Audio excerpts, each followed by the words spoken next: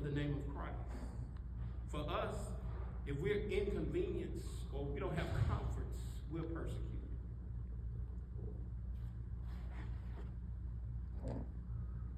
The word breathing out threatenings and slaughter, meaning threats of murder. Paul was breathing out threats of murder. If we start preaching against homosexuality and they want to jail us, are you willing to go to jail because you preach against homosexuality, because you preach against abortion, because you preach against sin? Are you willing to go to jail for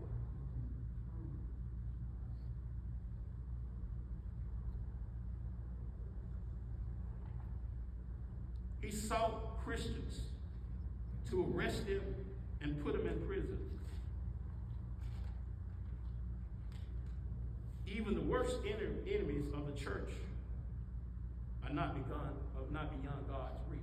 Now remember in Acts chapter 8,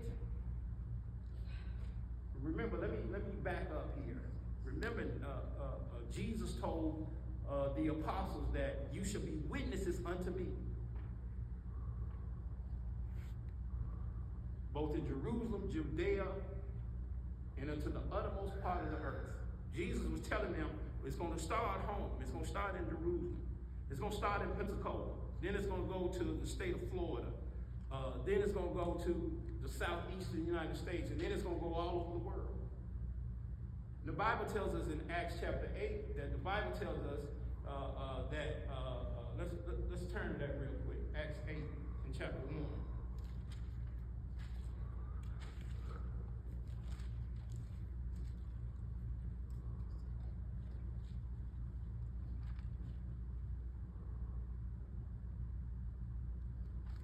And Saul, or Paul, was consenting unto his death.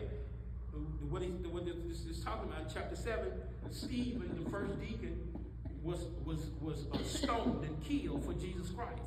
And it tells us Saul was consenting unto his death. He was agreeing, he was supporting the death of Philip.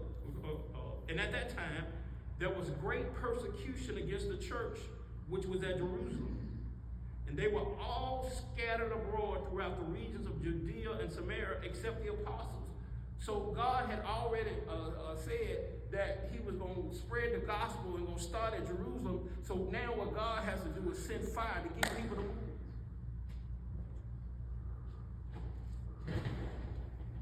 Started with Stephen. Saul is dead.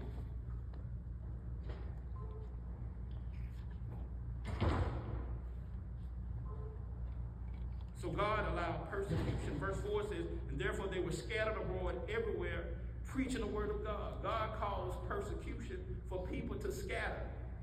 God have a purpose in persecution. Even though we don't like to be persecuted, and we can, and we may be persecuted, God has a purpose for the persecution.